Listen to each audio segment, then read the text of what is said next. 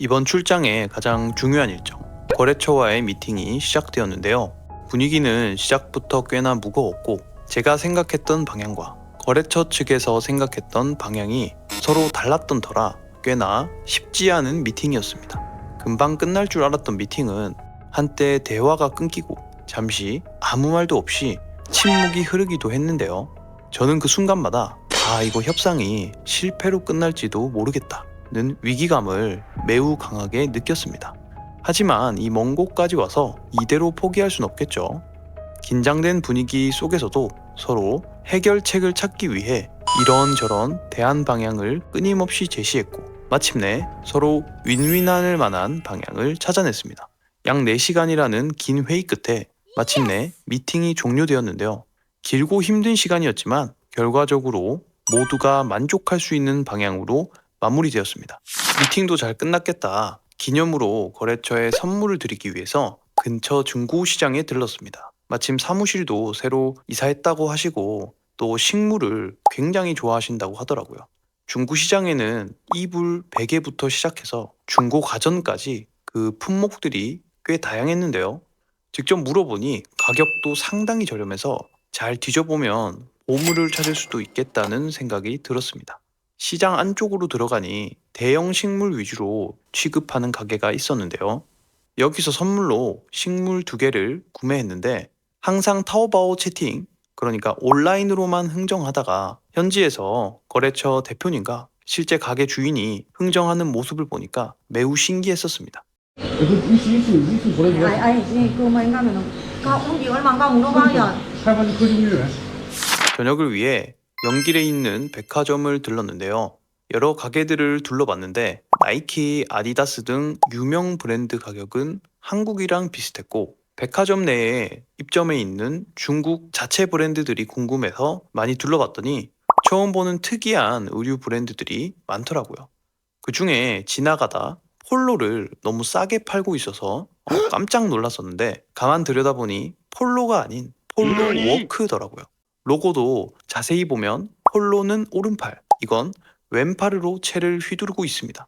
브랜드 잘 모르는 저 같은 사람은 잘 모르고 살 수 있겠다 싶었습니다. 인기가 상당히 많은 허거집이라 줄이 엄청나게 길었었는데요. 들어가서 먹어보니 재료도 신선하고 꽤 맛있게 먹었었습니다. 특히 소스 제조 방법이 너무 다양해서 이것저것 섞어서 여러 조합으로 맛볼 수가 있었는데 중간중간 반죽 같은 걸 돌리면서 퍼포먼스를 해주시는데요. 저희도 이걸 시켜 먹어볼까 하다가 배도 너무 부르고 조금은 부담스럽기도 해서 먹지 않았던 기억이 납니다. 셋째 날 아침은 서른도 노래광장 근처에서 중국식 브렉퍼스트, 그러니까 아침 식사를 해봤는데요. 요 뽀얀 국물이 콩을 갈아서 만든 두유 같은 건데 정말 고소하고 설탕이 들어갔는지 달달한 게 딱 제 취향이었습니다. 옆에 튀김빵을 같이 찍어 먹으니까 더 맛나더라고요. 집에 두유기만 있으면 쉽게 만들어 먹을 수 있다고 해서 문득 사무실 창고에 두유기 반품 받은 게 생각났는데요. 한국에 돌아가면 꼭 따라서 해먹어 봐야겠다 다짐했었습니다. 아침을 먹고 룡정 온천에 도착했는데요. 여기 야외 온천이 끝내준다고 거래처 대표님이 추천을 해주셔서 함께 방문을 했는데 들어가 보니까 규모도 정말 크고 마치 겨울왕국처럼 눈과 얼음으로 뒤덮인 설산에 있는 느낌을 받았습니다.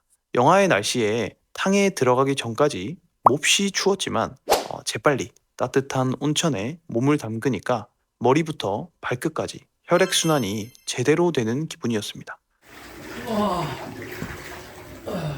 한국에서는 쉽게 볼 수 없는 특이한 탕들도 많았는데 실제 고추를 통으로 넣거나 닭피를 넣은 탕도 있더라고요. 실내는 워터파크처럼 되어 있어서 가족들도 다 함께 놀러와도 좋겠다는 생각이 들었습니다. 온천을 즐기고 윤동주 시인의 생가에 다녀왔는데요. 이곳은 실제 윤동주 시인이 유년기를 보낸 곳으로 내부에는 당시 실제 생활 모습과 윤동주 시인의 시들이 여러 군데 적혀 있었습니다. 박물관처럼 자료들이 잘 정리되어 있어서 윤동주 시인에 대해서 더 잘할 수 있게 되는 계기가 되었습니다.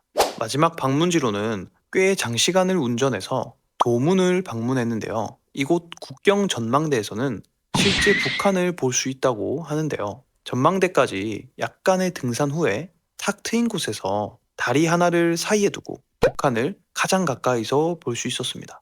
두만강 하나를 두고 멀리 보이는 북한의 모습을 보니 정말 신기하기도 하였고 TV에서만 보다가 실제로 보게 되니 감회가 새롭게 느껴지는 것도 있었는데요.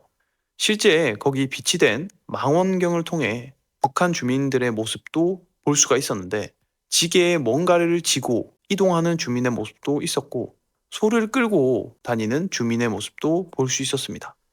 여기까지 왔는데 도문식 불고기와 냉면을 안 먹어볼 수 없겠죠.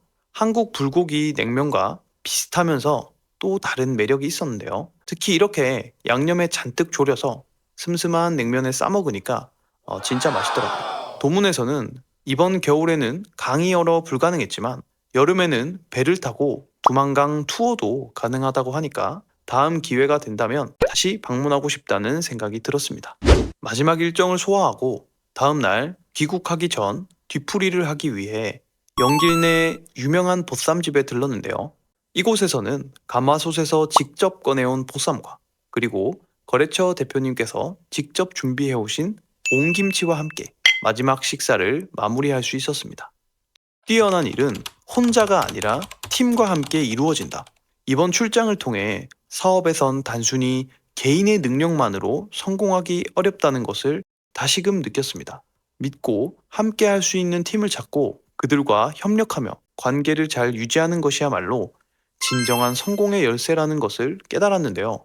사업을 하다 보면 수도 없이 많은 난관과 치열한 경쟁 속에서 어려움들이 닥치곤 합니다. 이때 혼자 모든 걸 해결하려는 것보다 믿을 만한 동료와 팀을 구성해서 함께 나아가는 것이 훨씬 더 빠르고 효과적인 길이 될 수 있습니다.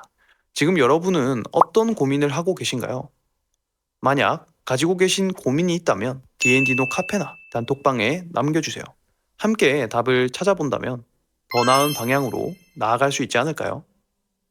자, 오늘도 긴 영상 시청해주셔서 감사하고 바쁘지 않으시다면 구독과 좋아요 한 번씩 부탁드리겠습니다. 그럼 저는 다음에 더 좋은 영상으로 돌아오겠습니다. 감사합니다.